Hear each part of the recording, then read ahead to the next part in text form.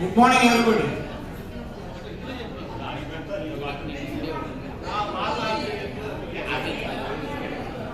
నేను అంటే చాలా సంవత్సరాల తర్వాత వచ్చాను. లాస్ట్ 2 years బ్యాక్ జరిగిన గెట్ టుగెదర్ కూడా వచ్చా, కానీ అందరినీ కలవడం కుదరలేదు.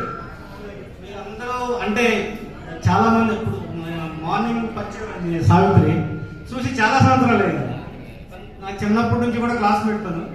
అట్లానే చాలా మంది నాతో పాటు 1వ తరగతి నుంచి ట్రావెల్ చేసిన వాళ్ళు ఉన్నారు, 10th క్లాస్ వరకు. వాళ్ళందరినీ చాలా సంవత్సరాల తర్వాత మళ్ళీ చూసే అవకాశం కలిగింది.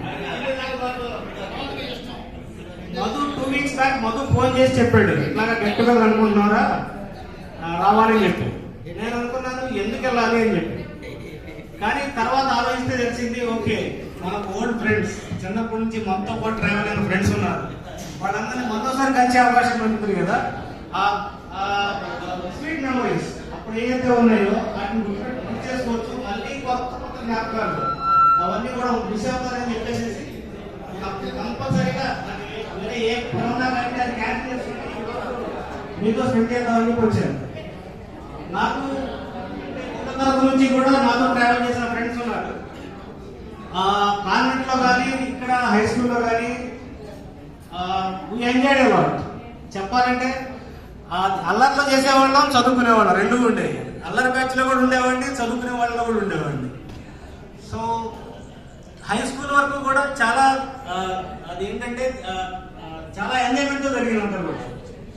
తర్వాత నేను పాలిటెక్నిక్ చేశాను, తర్వాత జాబ్లో జాయిన్ అయ్యాను, తర్వాత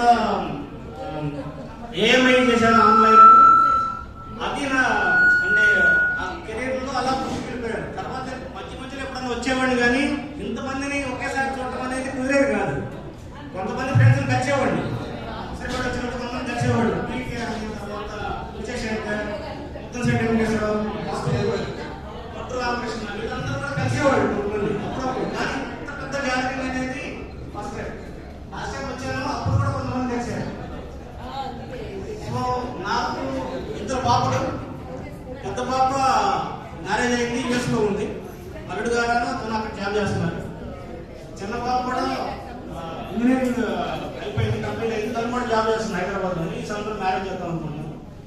మేము ఉండే చందనగర్ హైదరాబాద్ లో ఉంటాము. ప్రస్తుతానికి అంతా హ్యాపీగా నడిచిపోతుంది.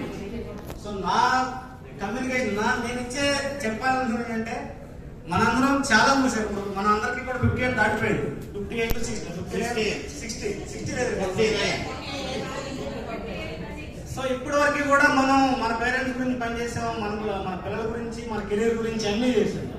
ఇప్పుడు చాలా మందికి బాధ్యతలు అయిపోయి ఉండొచ్చు, ఇంకా కొంతమందికి ఉన్నా కానీ అయిపోయి ఉండొచ్చు.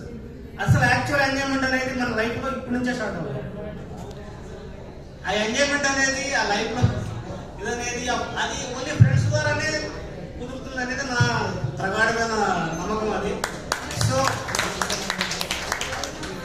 చిన్నప్పుడు ఫ్రెండ్స్ కానీ, తర్వాత ఫ్రెండ్స్ కానీ, తర్వాత చాలా మంది ఫ్రెండ్స్ అయి ఉండొచ్చు, కానీ చిన్ననాటి ఫ్రెండ్స్ ని మర్చిపోలేము. మన జీవితాంతం కూడా గుర్తుపెట్టుకుంటాం అండి. సో అట్లానే మీరందరూ కూడా ఇప్పటి నుంచి కూడా హ్యాపీగా లైఫ్ లీడ్ చేయాలని చెప్పేసి కోరుకుంటాను.